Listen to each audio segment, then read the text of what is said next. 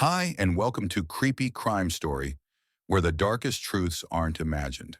They're real. She left the dance recital early. That was the last time anyone saw her alive, except the children.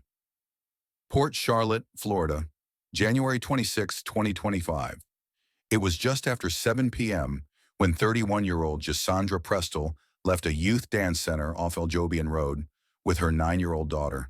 She was quiet, focused. According to a friend who spoke with her less than 2 hours before the incident, Jhesandra had packed a small overnight bag, tucked it under the back seat of her car, and told the friend flatly, "I'm done. I don't care what he thinks anymore." At first glance, there was no indication that anything was wrong. The Prestol family lived in South Gulf Cove, a low-crime coastal community in Charlotte County, lined with canals, retirees, and single-family homes backed by screen lanais. Jhesandra and her husband had lived there for nearly a decade. They were quiet, private, the type of neighbors you didn't know well enough to suspect. But by 7:32 p.m., emergency services were en route to their house. Not because someone called in a missing person, not because of a domestic dispute, but because a man had calmly picked up the phone and told the dispatcher he had shot his wife. And when deputies arrived, two children were waiting on the front porch, silent. Inside the doorway was the body of a woman, face down. No motive was immediately released, no prior domestic complaints, no documented threats.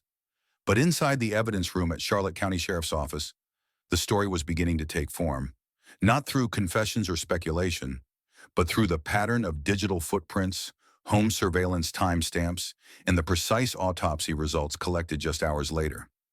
The forensic lead would later say there was no sign of a struggle, no broken glass, no overturned furniture. She didn't fight, she ran. And she almost made it. The forensic entry log showed she had unlocked the front door just moments before the first shot was fired. From the angle of entry, trajectory, and bullet grouping, investigators determined the shots were not fired in a spontaneous scuffle. They were deliberate, targeted, and within a close range of 3 to 6 feet, consistent with a subject attempting to flee. Preliminary autopsy notes: cause of death, gunshot wounds to torso and upper shoulder. Time of death, approx. 7:29 p.m. No defensive wounds. Zero signs of struggle on the scene. Victim was barefoot, wearing indoor clothing. All of it pointed to one thing. Jhesandra had not been preparing for a confrontation. She had been preparing to leave. According to neighbor surveillance footage, angle SE3, timestamp 7:24, 7:33 p.m., there was no sign of unusual activity until a sharp scream was picked up by a security camera across the street, followed by what sounded like two successive pops. Those weren't fireworks. Those were shots. A third and fourth followed within 1.2 seconds. Then nothing. There was no sign of forced entry. No one else was seen entering or exiting the property. Only a man, described by a neighbor as the husband, walking back inside. He wouldn't be seen again until deputies arrived 9 minutes later. And what they found in the home wasn't chaos. It was quiet, controlled, chilling in how normal everything else seemed. Dinner was partially served on the stove. Laundry was folded on the couch. There were no shattered objects, no locked doors, no dragging marks, only the body and two children. By the time homicide investigators processed the scene, three things were immediately clear. The shooting had taken place in the front room of the home, near the entry corridor, with a direct line of sight from the main hallway. The shooter had used a registered firearm. All casings found matched the weapon. No foreign prints were detected. There were only two witnesses, both minors, and both were placed in the home when the shooting occurred. DCF was notified immediately. Forensic interviewing protocols were triggered. Neither child had been physically harmed, but psychological trauma was evident. In early statements, one child recalled hearing shouting. He kept saying, "Yeah, give me your phone." She didn't. So he pulled something out. She ran. I didn't see her after that. The second child said less. Only this: "I think he thought someone was texting her. I think he wanted to see it." The family phone records were subpoenaed within 48 hours. The router activity logs were preserved under emergency warrant. The question for detectives was no longer just what happened. It was, what triggered the kill shot? And why now?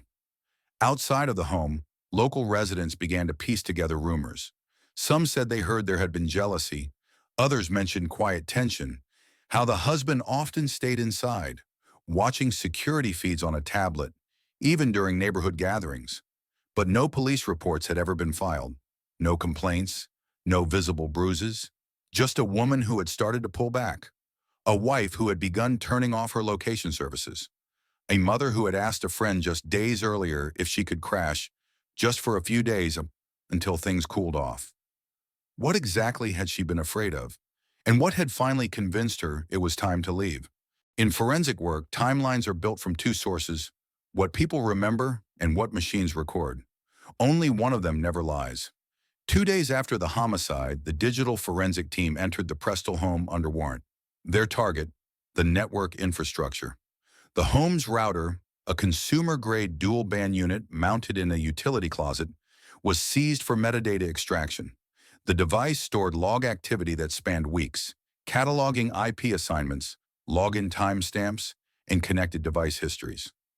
Every smart TV stream, every phone sync, every unknown login attempt, it was all there. By the afternoon of January 28th, technicians had pulled a full log export. The activity pattern was dense but consistent. 4 devices were regularly online: an iPhone 13 linked to Jhesandra's Apple ID, a Samsung Galaxy S22 registered to the household account, a Fire tablet used primarily for streaming, child profile, a MacBook Pro, last synced at 6:42 p.m. on the day of the shooting. What stood out wasn't just which devices had connected, but when they had disconnected. Jhesandra's iPhone dropped off the network abruptly at 7:28 p.m. No sign out, no airplane mode, just a hard disconnect. The phone was later found powered off near the living room entry with no damage. But what came before that disconnection was even more telling. Between 6:11 and 7:24 p.m., multiple outbound requests were logged from her phone's browser. Searches tied to rental listings, bus schedules, and notably a brief visit to a webmail interface. While no emails were downloaded, the metadata revealed a login attempt to an account with the initials JP. This aligns with statements from her friend, who reported Jhesandra had mentioned preparing to look at short-term options. And then came the anomaly. At exactly 7:26 p.m., 2 foreign devices, unfamiliar MAC addresses not previously observed on the network, pinged the router. Both attempts originated from within the house. The router flagged the activity as unauthorized admin login attempts. This detail matters. It suggests someone inside the house tried to access the network's admin panel just minutes before the shooting. That panel would allow full visibility into connected devices, recent browser history, and session activity. The forensic analysis of that access attempt, though it failed, indicated a deliberate effort to monitor or restrict another user's activity in real time. The timing was precise. Too precise. Deputy Chief Forensic Analyst Marcus Leone later stated, "It wasn't random snooping, it was surveillance. They knew what they were looking for, and they knew what time to look."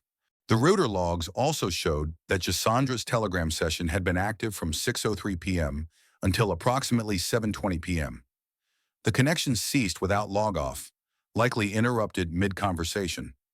A Telegram contact ID was recovered during the forensic image, pseudonymous, tied to a Miami-based IP, but no conclusive identity yet. This information added a new layer to the motive theory. Not a fight, not a confrontation, but an escalation triggered by perceived betrayal, confirmed, perhaps falsely, through real-time digital surveillance. Investigators reviewed the Samsung Galaxy S22 next. The device showed a synced browser tab at 6:44 p.m. Search term, how to mirror another device on same Wi-Fi. The query was cleared from history manually within 20 minutes. Technically, it is possible, though difficult, for a user on a shared Wi-Fi network to exploit certain vulnerabilities and monitor activity, especially on unencrypted platforms. But the more likely scenario, the individual used standard parental control software embedded in the router's admin interface. And that brings us back to the failed login attempts. It was clear someone had been watching what Jhesandra did online, and they likely saw enough to push an already paranoid mindset over the edge. While this alone wasn't proof of intent, it added a forensic backdrop to what detectives now recognized as a classic control dynamic, one that involved not only emotional and physical presence, but digital dominance. One subtle but telling detail. From the admin logs, a feature had been enabled weeks prior without Jhesandra's knowledge. Device tracking alerts. It triggered push notifications every time her phone changed location within the house, a form of surveillance, a signal of obsession, and another clue that this crime didn't erupt spontaneously. It built quietly through control mechanisms hidden beneath the surface of suburban normalcy. By the time digital forensics confirmed the timeline of activity inside the Prestol residence, behavioral analysts had already started assembling a parallel case file, one centered not around devices or timestamps, but around behavioral withdrawal.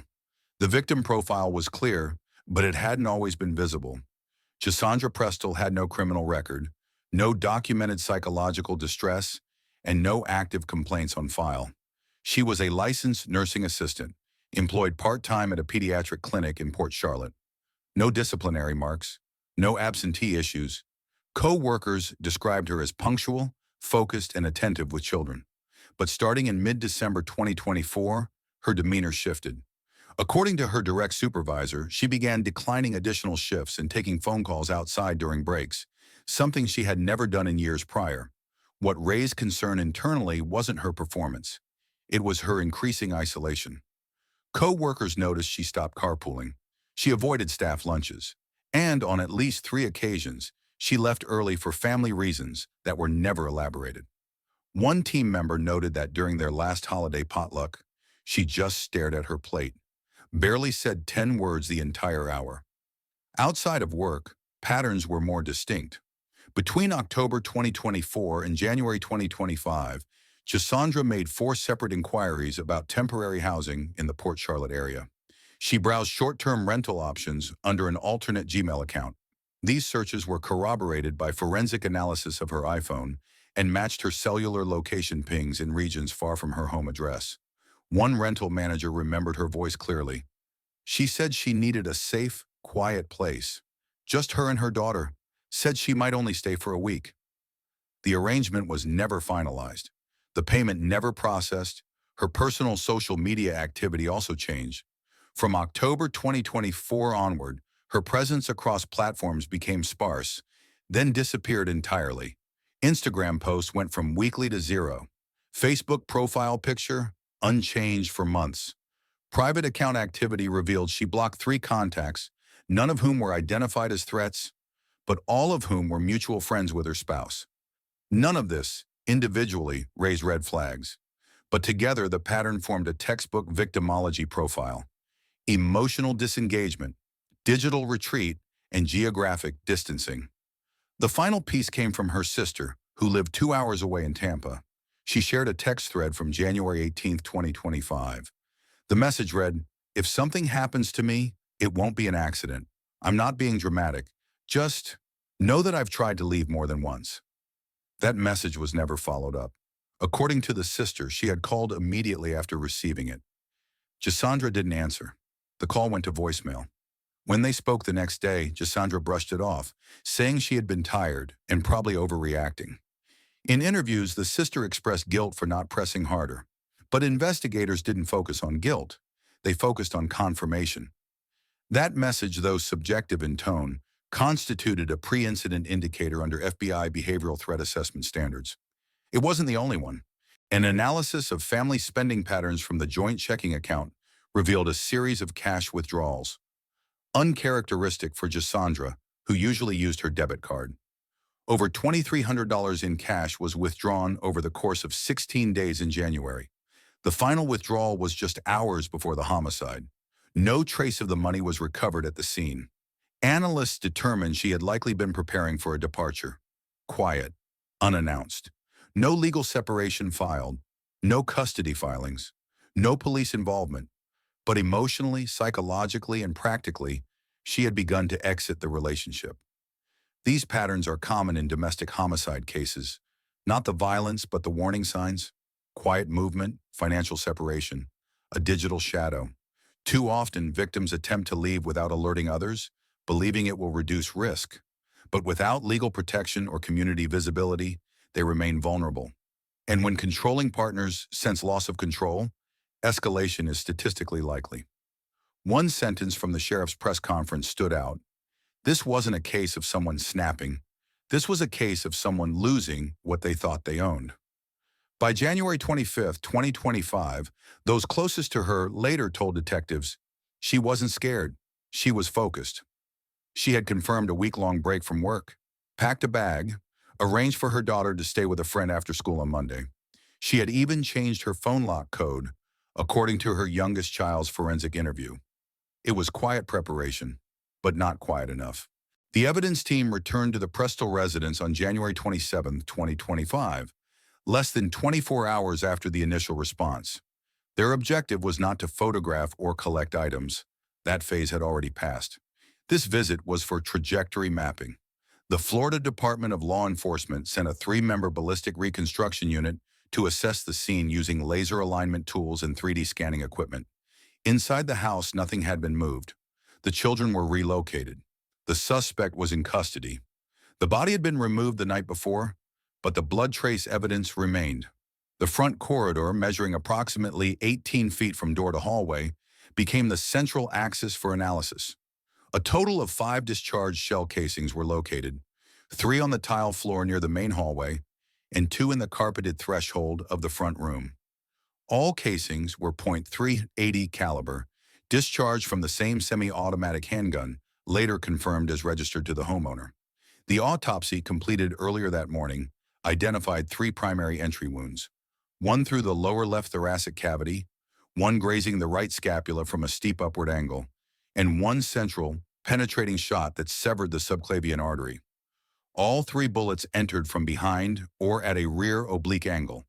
Combined with the shell casing pattern and trace blood spatter on the hallway wall, forensic analysts concluded that the victim had been moving away from the shooter at the time of fire, consistent with flight, not confrontation.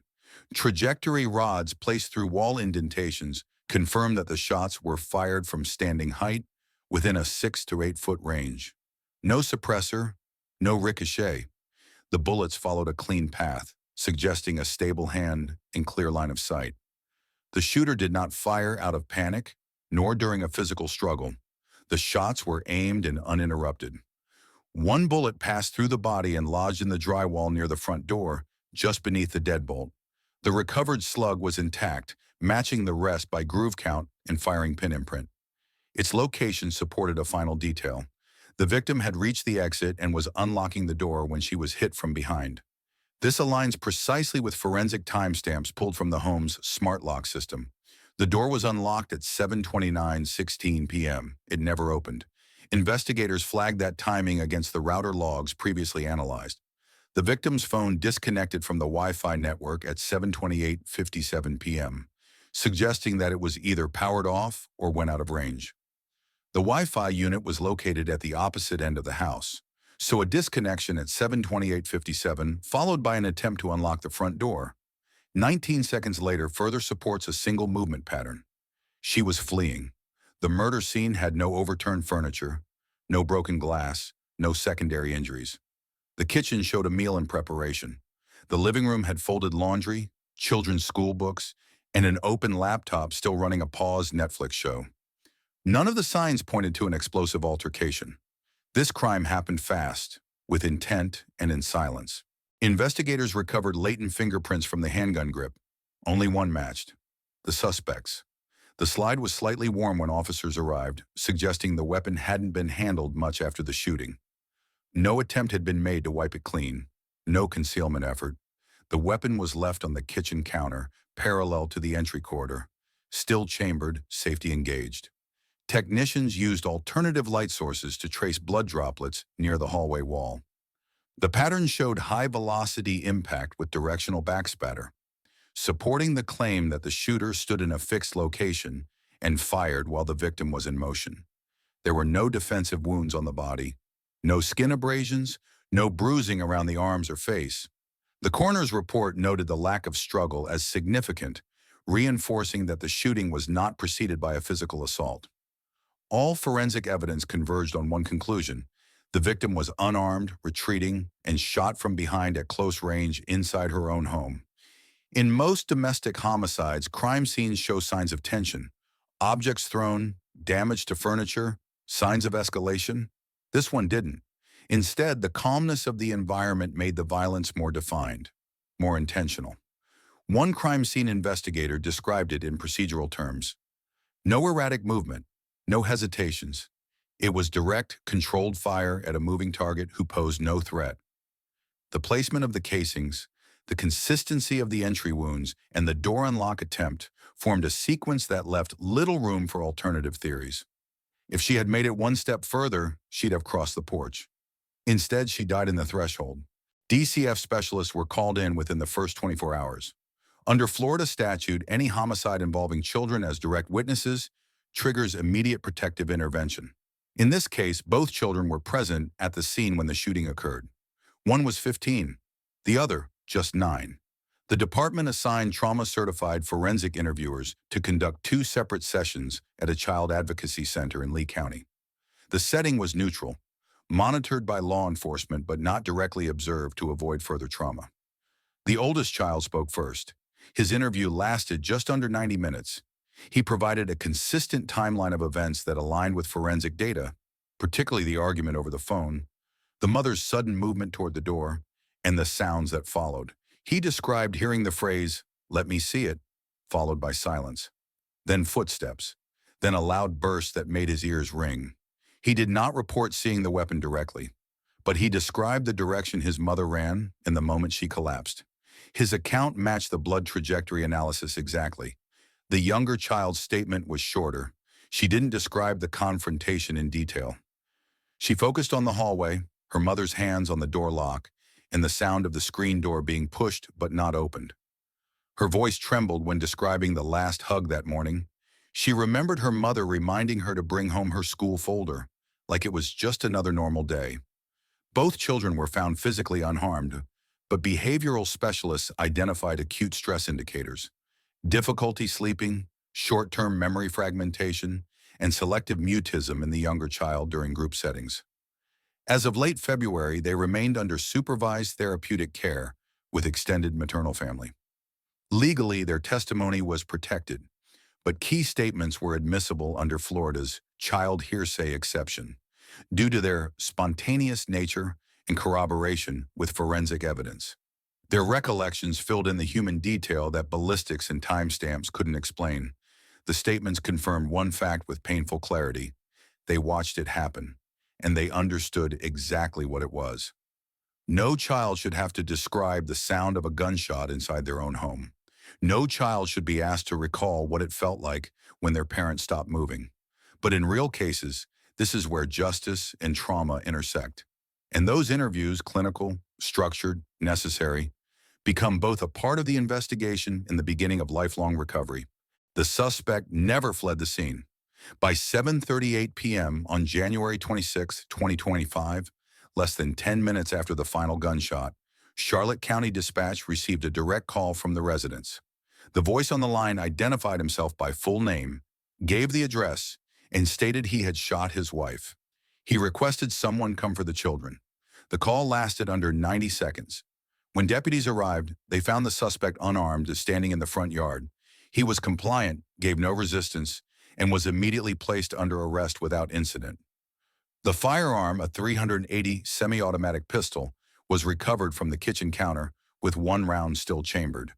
The booking process was straightforward: no injuries, no mental disorientation.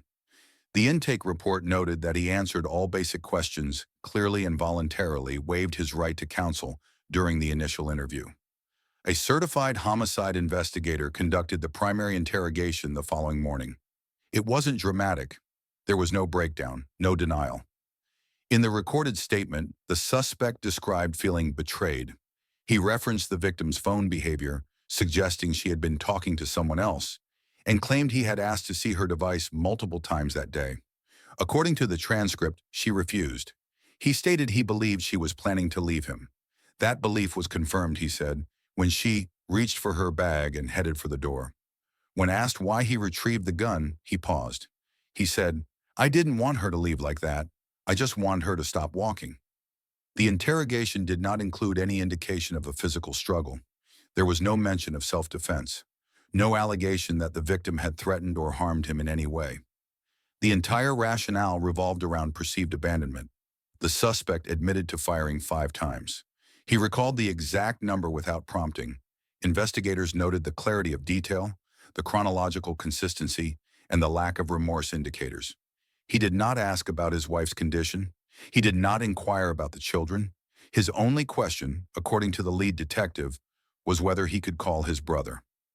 Following standard procedure, the sheriff's office requested a mental health screening. A licensed forensic psychologist met with the suspect on January 28th. The report indicated no acute psychosis, no suicidal ideation, and no prior psychiatric hospitalization. He displayed organized thought processes, appropriate orientation to time and place, and understood the legal implications of his actions. The evaluation did note subclinical paranoia related to relationship insecurity and a rigid belief system surrounding personal betrayal. However, these traits were not considered sufficient to claim diminished capacity under Florida law. In other words, he was legally competent. He understood what he had done, and by every measure, he had chosen to do it. From a prosecutorial standpoint, the statement was considered admissible and compelling. The confession aligned with forensic data, timeline, ballistic evidence, and child witness accounts. It didn't need enhancement. It confirmed the crime down to the moment, the motive, and the method. Legally, this positioned the case for a straightforward charge of second-degree murder under Florida Statute 782-4. There was no premeditated plan presented, but the elements of intent and malice were clearly met. The prosecution formally filed charges on February 2, 2025. A bond hearing was held the next day. The judge denied release, citing community risk in the presence of minor witnesses. No plea was entered at that time. What stood out most wasn't the severity of the confession, it was how ordinary it was. No theatrics, no attempt to shift blame. Just a methodical recounting of a fatal decision made in less than 30 seconds. For those who study domestic homicide patterns, this wasn't unusual. Many of the most lethal acts aren't explosive, they're quiet, measured. A final assertion of control when the perpetrator feels that control slipping away. From an investigative perspective, the statement closed the gap. From a human one, it opened another question. How many other victims are never heard because the violence feels so rational to the one committing it? The first pretrial hearing was held on February 6, 2025, Charlotte County Court, Room 2A. By then, the prosecution had compiled a complete case file, ballistic findings, child witness interviews, digital surveillance logs, and a full confession. The defendant appeared by video from county lockup. He didn't speak. The charge was second-degree murder under Florida law, not premeditated but intentional. No plea was entered that day. The court granted the state's request to impose a no-contact order with both minor children and all surviving relatives of the victim. The defense offered no objection. In the gallery sat members of the victim's family, accompanied by a trauma specialist. They did not address the court. Public records show the children remained in temporary protective custody under the care of a maternal aunt. Custody proceedings were sealed. Media presence outside the courthouse was modest but steady. Local affiliates began referring to the case as the Prestol homicide. There was no sensational detail to exploit, no mystery, no manhunt, no courtroom outbursts. But what gripped the community wasn't what happened. It was how plainly it happened. The sheriff's office held a short press conference following the hearing. The message was procedural, the case was progressing, the children were safe, the investigation was complete. There were no updates on motive, no speculation, just facts. But in the weeks that followed, the discussion moved beyond the courtroom. Multiple domestic violence prevention groups across Florida cited the case as a critical failure point. Not of law enforcement, there were no prior calls, no documented threats, but of visibility. A woman planning to leave, a pattern of control through technology and isolation, a final act of violence carried out in full view of 2 children, all with no legal warning.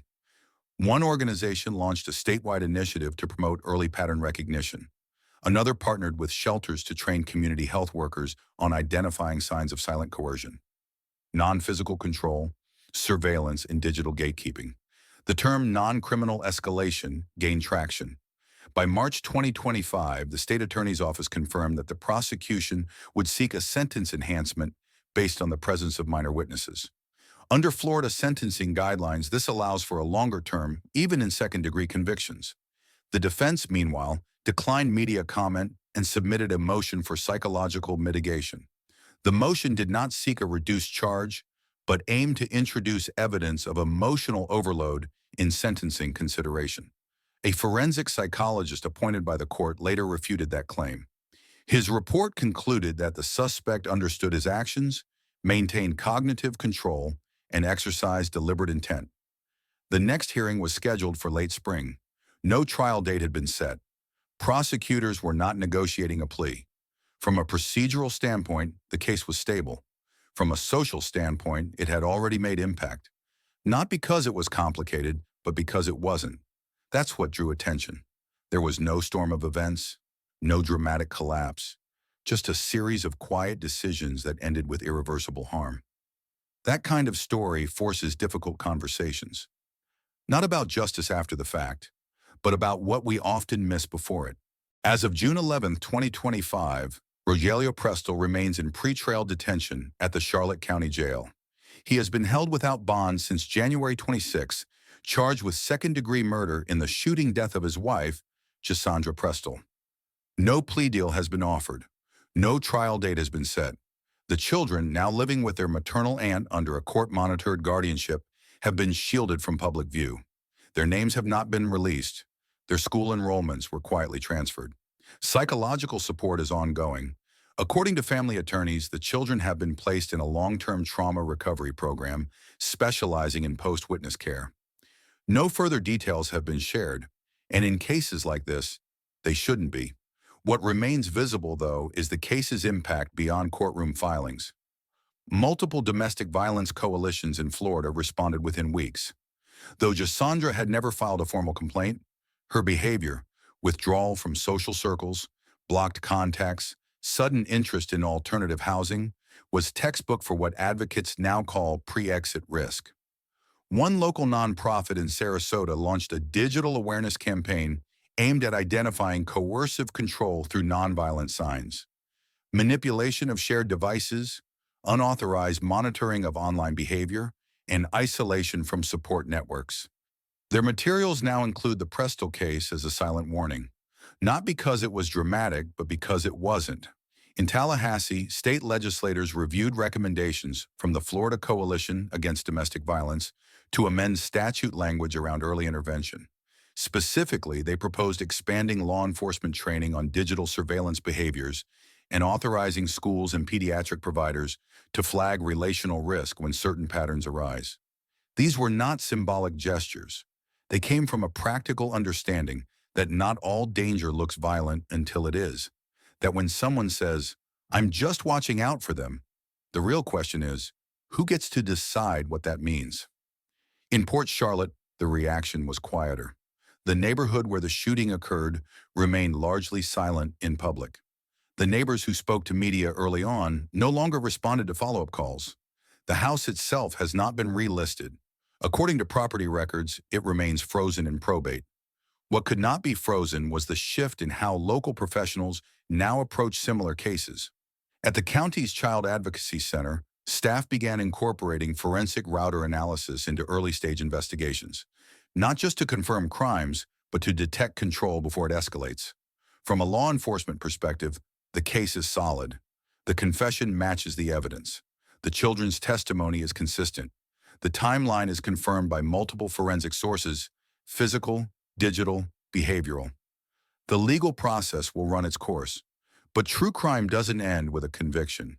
Its weight lives in the aftermath.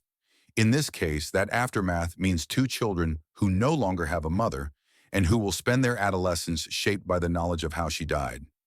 It means a family that saw the signs but couldn't stop the outcome. It means a system that, in the absence of formal complaints, had no legal basis to intervene. And it means a story that offers no twist, no mystery, no shocking reveal. Only the reality that sometimes the most devastating crimes are the ones that unfold in silence, in routine, in homes that seem stable from the outside. The courtroom will eventually deliver its sentence, but the community already received its verdict. This was a case that didn't start with violence, it ended with it. And maybe that's what makes it hardest to forget. In the end, it's not just about what happened, it's about what we can learn before it happens again. If you're someone who's ever felt the need to shrink yourself in a relationship, to walk on eggshells around someone you once trusted, let this story be your warning, but also your push forward. You deserve safety without proving you're in danger first. And if this case has opened your eyes to something you've overlooked, in your home or someone else's, don't wait. Ask questions. Offer help. Trust silence less. What do you think our communities can do better to recognize silent forms of abuse before they explode? Drop a comment below, tell me your thoughts, or just let me know where you're tuning in from. If this video resonated with you, hit that subscribe button so you don't miss the next story that matters. And hey, if it didn't, that's okay too. Let me know why. Your voice is part of this conversation.